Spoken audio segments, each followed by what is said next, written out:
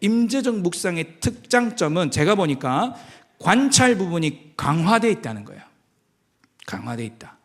그래서 성경을 오독하지 않습니까? 오독하면서 마지막 단계에서 레마의 말씀을 받습니다. 소위 말하는 청종의 단계요, 큐티식으로 말하면 적용할 수 있는 단계인데, 그 오독 단계에서 이제 레마의 말씀을 받기 전까지 첫 번째 1독할 때 제목 잡죠. 두 번 2독하고 줄거리 이제 파악하죠. 3독하고 문단 놔주죠. 4독하고 키워드 잡죠.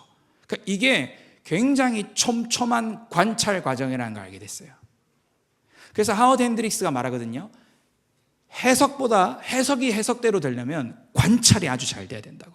그래서 제가 하워드 핸드릭스의 글을 읽으면서 임재정 묵상의 이 메커니즘이 굉장히 성경신학적이구나라는 것을 다시 한 번 더 깨닫게 됐습니다. 자, 성경 해석의 일반 원리와 방법도 성경 해석의 원리라는 책에서 갖고 왔습니다. 6가지가 나옵니다. 첫 번째, 문학적 문맥을 고려하라. 두 번째, 단어를 이해하라. 세 번째, 문법을 이해하라. 네 번째, 저자의 의도를 파악하라. 다섯 번째, 배경을 연구하라. 여섯 번째, 성경은 성경으로 해석하라. 이렇게 되어 있습니다.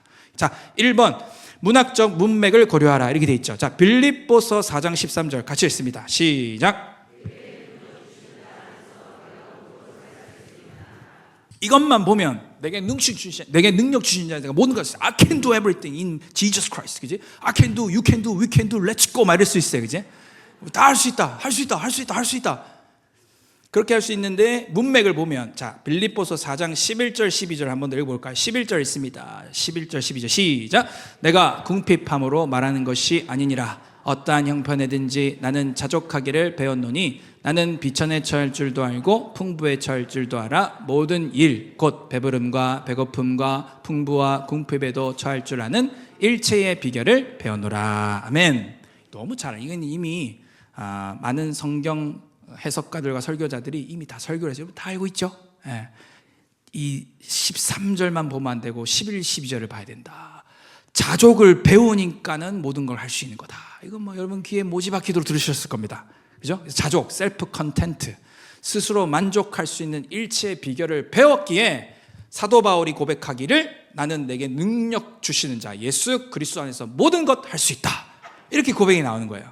그냥 능력 주실 수 있습니다, 믿습니다 이게 아니고 자족하기를 배고파도 받고 배불러도 받고 가난해져도 받고 부해지도 받고 자유인이었을 때도 있었고 그 다음에 옥에 갇혀있을 때도 있었고 모든 걸 통해 자족하기를 배운 노사도의 고백. 나는 예수 그리스도 안에서 모든 것 할 수 있다. 이렇게 이제 해야 이해가 되는데 여기서 한술 더 떠서 자 14절 읽어볼까요? 14절 시작. 그러나 너희가 내 괴로움에 함께 참하였으니 잘하였도다. 여기서 중요한 단어는 그렇죠. 그러나 이게 중요한 겁니다. 문맥을 봐야 성경이 온전케 해석이 되는데 자, 그러나는 한 가닥 뒤집는 거죠. 맞습니까? But God 이렇게 해석한 그 설교하는 분도 계시던데 영어 설교자 중에 But 그러나가 찐인 거예요. 확 뒤집으니까. 그러니까 바울은 나 자족하는 거 배웠어.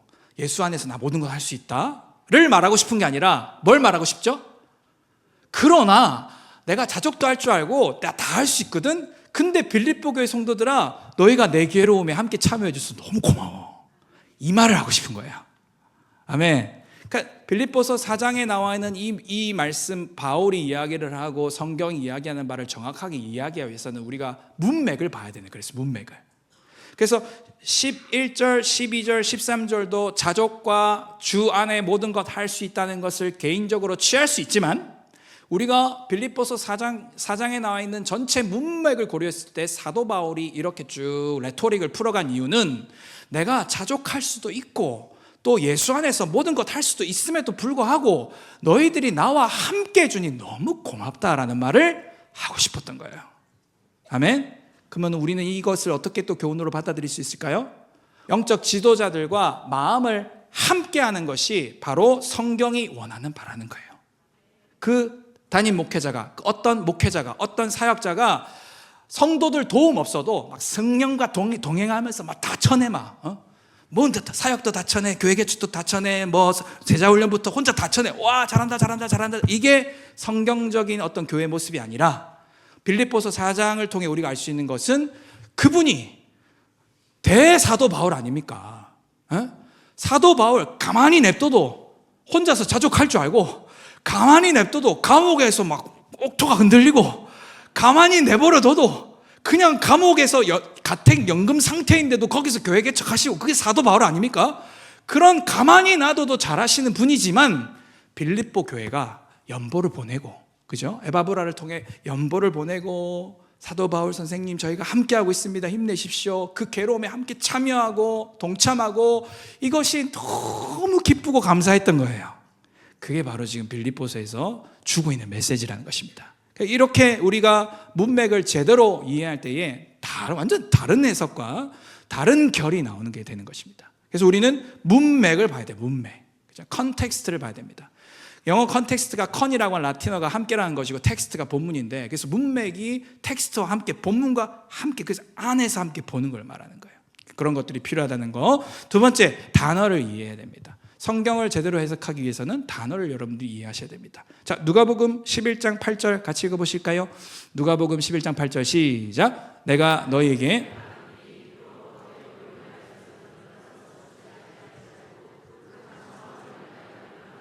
네, 말씀 좀 띄워놔 주시고, 여기 보면 잘 아시다시피 이 세 덩이 떡을 구하는, 여행에서 온 친구가 있는데 그 친구가 똑똑똑 두드린 거예요. 친구야 새벽 2-3시라 친구야 배고프다. 니 어쩐 일이고 부산에서 있다가 서울로 왔노? 일이 있어가지고 오다 보니까 2시 3시 됐네. 배고픈데 먹을 거 없나?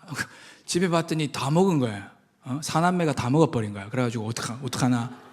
먹을 것이 없네. 근데 먹을 좀 또 계속 집요하게 없다, 먹을 게 없다 그랬거든요. 그런데 이 부산 친구가 네 집 말고는 없다, 편의점 갈 돈도 없다, 뭐 없나 계속 그러는 거야. 그러면 막 계속 여기 보면 간청이 나오지 않습니까? 계속 간청해갖고 아이고 웃자노 이렇게 돼가지고 다른 집에 가가지고 떡을 구워다가 누구한테 줘요? 그 여행 중에 온 친구한테 준다라는 가르침이죠. 그죠? 그 내용입니다. 여기 보면은 간청, 우리 개역개정에서는 간청함으로 번역을 했는데, 그래서 이거 보면은 굉장히 간절하게, 그죠? 간절히 청하는 거지 않습니까? 간절히가 간이 저리도록이잖아요. 피곤은 간 때문이야.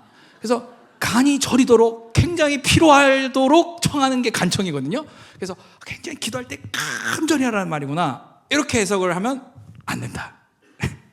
말씀 내려주셔도 되고, 간청함의 헬라어로 아나이테이아라는 건데, 이게 뻔뻔하다, 무례하다, 건방지다 이런 뜻입니다. 그러니까 여행 중에 온 친구가 있는데, 그 벗은 사실 결례를 행한 거예요. 그죠? 그걸 말하는, 굉장히 큰 결례를 행한 거예요. 그게 바로 간청하며 뻔뻔한, 건방진, 그죠? 결례를 행한, 무례를 행하는, 그 결례를 행했는데 또 다른 결례가 있으니, 객으로 온 사람을 유대인들은 받아줘야 돼요, 밀쳐내야 돼요? 받아줘야 돼요. 그러니까 이 사람도 밤중에 찾아와서 사람들을 깨우고 다 자고 있어서 지금 이게 굉장히 난처한 상황이라서 결례를 행했는데, 이 이스라엘 가본 분들은 아시겠지만 집이 따닥따닥 옛날엔 다 붙어 있습니다. 그래서 내가 똑똑똑똑똑 하고 메토를 두드리면 옆에 집, 오른쪽 집, 왼쪽 집, 앞집 다 들리겠죠. 새벽 2-3시에 아무리 소곤소곤 말해도. 그죠? 근데 깨어있는 그 잠기가 밝으신 분들 깨어서 이제 보겠죠. 유대법에 의하여, 토라와 주의 말씀에 의하여 과연 이 사람은 손님을 내칠 것인가 안 내칠 것인가. 그러니까 이러한 유대적인 배경과 간청함이 뜻하는 아나이데이아, 결례라는 것을 알 때야 비로소 누가복음 11장에서 말하는 그 간청이 무엇인지가 나오는 거예요. 이해되신가요? 그 의미가 풀어져야, 이게 그냥 주여 믿습니다, 간절히 기도합니다, 이게 아니라 떡 3덩이 빌려다가 4배로 안 들어가고 누구한테 들어가요? 내 친구한테 들어가잖아요. 맞습니까? 하나님의 언약의 말씀이 하나님을 위한 것이기도 하지만 이스라엘 백성들을 위한 것이지 않습니까? 맞습니까? 그러니까 기도를 통해 내 배를 배불리는 것이 아니라 이스라엘 백성들을 위한 기도, 기도를 통해 그냥 나의 만족과 나의 유익만을 위한 기도가 아니라 이웃과 대사회를 위한 기도, 이러한 가르침들이 간청함이라는 그 뻔뻔한 아주 무례한 이러한 단어들을 정확하게 이야기할 때 풀릴 수 있다는 거예요. 그래서 이렇게 단어들을 여러분들이 정확하게 이해할 때에야 본문이 말하는 말을 정확하게 이야기할 수 있습니다. 그래서 이러한 단어를 제대로 이해하기 위해서는 여러분들이 사실 성경 원어 사전이라든지, 그 다음에 요즘 앱이 잘 돼 있어가지고 갓피플 성경에 한 7천 얼마를 하면 원어 성경을 여러분이 다운받으실 수 있습니다. 하나도 안 아끼시죠? 그 정도는? 뭐 요즘 뭐 커피 가면은 뭐 요즘 딸기철이라 그런지 딸기 하나에 뭐 7,300원 뭐 이러는데, 뭐 원어 성경 하나 사놓으면 평생 우리 배도 배불리고, 딸기 주스는 잠깐 우리의 목을 적시지만 원어 성경은 영원히 우리의 목을 적실 수도 있기 때문에 그런 거 여러분 값집을 하시고 사면은 그 단어를 히브리어 원어, 헬라 원어로 살펴보실 수 있죠. 그런 걸 통해 말씀이 말하는 바를 정확히 이해할 수 있다. 세 번째, 문법을 이해해야 됩니다. 자, 에베소 5장 18절 같이 읽어볼까요? 시작.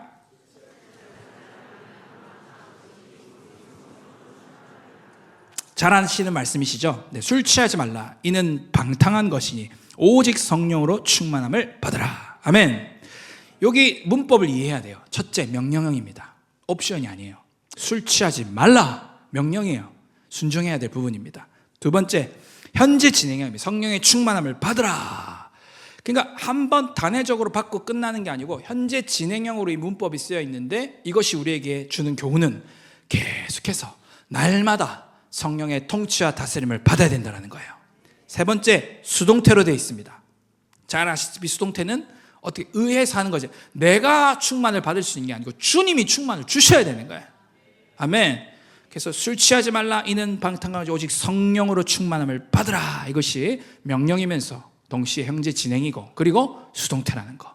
이렇게 문법을 이해하면 이 단순한 이 문구도, 이 구절도 우리에게 가르침을 줄 수가 있는 것입니다. 그 다음에 네 번째, 저자의 의도를 파악해야 됩니다. 자, 요한복음 20장 31절 같이 읽어보실까요? 시작. 오직 이것을 기록함은 너희로 예수께서 하나님의 아들 그리스도이심을 믿게 하려 함이요 또 너희로 믿고 그 이름을 힘입어 생명을 얻게 하려 함이니라. 아멘. 요한복음은 아예 대놓고 의도를 써놨습니다. 바로 요한복음 20장 31절이 바로 요한복음의 이 저자의 의도입니다. 크게 두 가지죠. 첫째는 믿음과 생명, 즉 구원을 얻게 하려고 기록했어요. 맞습니까? 믿음을 얻게 하고, 두 번째 생명을 얻게 하려고. 이 두 가지의 저작 의도가 나와져 있습니다. 그래서 요한은 철저히 이 글을 읽는 이 저자들이, 이 독자, 청자들이 이 글을 읽고 요한복음을 읽음으로 말미암아 믿음이 생기길 원했어요. 그죠? 믿음, 그분이 누구시고 그분이 어떤 일을 행하셨는지 그 믿음, 그죠? 그 믿음이 생기기를 원했어요. 그리고 요한복음은 이 요한복음을 통해 읽는 청자들, 독자들로 하여금 구원을 얻게 하기를 원했어요. 전체 맥락 가운데 벗어나지 않는 해석의 틀이 바로 이런 데서 나오는 겁니다. 저자의 의도를 정확하게 파악할 때. 그래서 이런 부분들을 또 우리가 알 수 있습니다. 다섯 번째, 배경을 연구해야 됩니다. 자, 빌레몬서 1장 10절 말씀 같이 읽어볼까요? 빌레몬서 1장 10절 시작. 갇힌 중에서 낳은 아들 오네시모를 위하여 내게 간구하노라. 아멘. 빌레몬서 1장 10절에 사도 바울이 말하길 갇힌 중에서 낳은 아들 오네시모를 위하여 내게 간구하노라. 아마 2부 예배 참석하는 분들 정도면 빌레몬의 배경은 다 아실 겁니다. 그죠? 근데 모르시는 분들도 계실 수 있기 때문에. 오네시모와 빌레몬은 누구입니까? 오네시모가 주인입니까? 빌레몬이 주인입니까? 빌레몬이 주인이에요. 그럼 오네시모는 종이에요. 노예였습니다. 이 오네시모라는 애가 빌레몬의 재산에 아주 어떤 데미지를 입히고 도망을 가버렸어요. 로마로 도망을 갔습니다. 사실 오네시모는 노예였기 때문에 그냥 빙이 아니고 띵입니다. 그 1세기 때는. 그래서 사물이기 때문에 주인이 아무렇게나 해도 상관이 없습니다. 그러니까 도망간 거예요. 주인한테 이제 잡히면 죽은 목숨이기 때문에. 죽었다고 해서 뭐 경찰이 출동해가지고 당신은 살인죄요 그러지 않기 때문에. 그래서 오네시모가 도망을 갔는데, 도망을 로마로 갔는데 누구 만났어요? 바울을 만난 거예요. 감옥에서 바울 만난 거예요. 어떻게 했다 잡힌 거야. 잡혀가지고 감옥 들어갔는데 감옥에서 누구 만났어요? 바울을 만난 거예요. 바울을 만나가지고 어떻게 됐을까요? 우리 바울 형님 바로 거듭나게 해줘, 그죠? 복음 증거하시고. 그러니까는 빌레몬 1장 10절에서 갇힌 자 중에 낳은 아들 오네시모 이렇게 되는 거예요. 그리고 이 오네시모 이야기를 쫙 들어보고 이 바울이 빌레몬에게 편지를 쓰는 겁니다. 빌레몬, 너랑 나랑 알지 않냐? 우리가 어떤 사람이 어떤 사람. 내가 오네시모 만났는데 이렇고 저렇고 너가 오네시모를 형제로 받아들일 수 없냐? 이 어마무시한 편지를 빌레몬서를 통해 이제 보내게 되는 거예요. 근데 더 어마무시한 것은 뭐냐면 빌레몬이 받아들인다는 거예요. 자기의 노예였고 당시 사회에 의하면은 죽여도 아무 문제 없는 그냥 당연한 거예요. 그냥 재산상의 손해를 입혀서 도망을 갔다? 그냥 죽여도 아무 문제 없고 그게 그냥 일반 사회 간수법에 의해 처리되는 겁니다. 근데 복음으로 말미암아 종이었던 노예였던 오네시모를 자기의 형제로, 그래서 같은 테이블에서 성찬을 하고 함께 교제를 하는 형제가 돼버린 거예요. 그러니까 이러한 배경을 모르고 빌레몬서 1장 짤래 아싸 빨리 끝났다 이러면은 끝나는 거예요. 이제 빌레몬이 누구디야? 오네시모는 뭐디야? 그러고 지나가 버린 거예요. 그냥 갇힌 자 중에 나 사도 바울이 출산 그게 있나? 이러고 그러고 지나가 버린 거예요. 근데 이런 배경을 알면 충분히 빌레몬서가 막 구구절절이 다가오는 거죠. 끝으로 성경은 성경으로 해석하라. 자, 누가복음 14장 26절 27절 있습니다. 자, 시작. 무릇 내게 오는 자가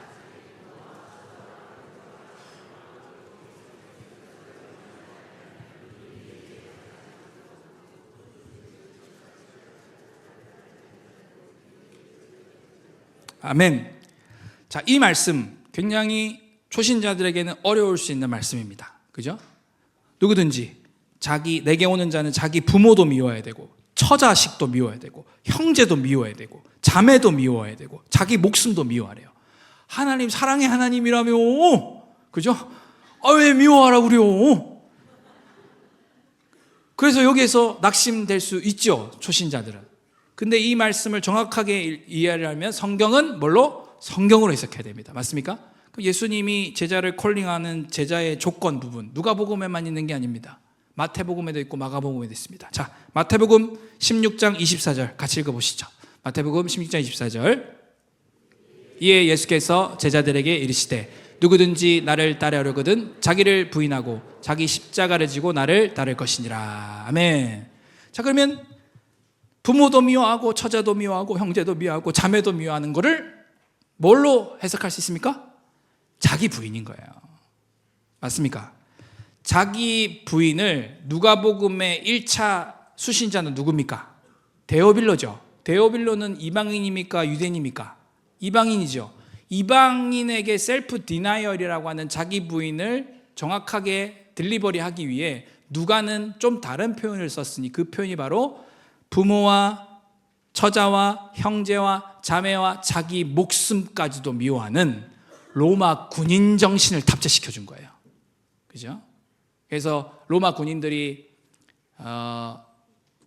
제국이 원하면, 로마의 제국이 원한다면은 그 로마에 보면, 로마 이야기에 보면은 황제인데 자기 막 죽이고, 물론 그건 자기의 욕심과 욕정에 의한 그런 것들도 있지만 제국법에 의하여 형제고 뭐 부모고 그거 다 제끼고 그냥 무조건 충성 뭐 이런 거 있지 않습니까? 그러니까 데오빌로에게는 자기 부인이 이런 거구나. 무엇보다 나의 큐리어스고 주인 대신 예수님을 가장 우선순위에 두고 예수님께 나의 모든 생명과 내 모든 것을 거는 것이 곧 자기 부인이구나로 데오빌로에게는 다가왔었을 것입니다. 따라서 이 누가복음 14장 26절 27절에 미워하라가 사랑의 하나님이 왜 미워하라 이렇게 받을 것이 아니라 이것은 곧 자기 부인을 말하는구나. 예수님을 더 사랑하라는 말이구나. 예수님을 더 우선순위에 두라는 말이구나로 우리가 받아들이고 해석할 수 있는 것입니다. 그래서 이렇게 성경은 성경으로 해석해야 되는 것입니다. 이게 바로 일반 원리 방법들입니다.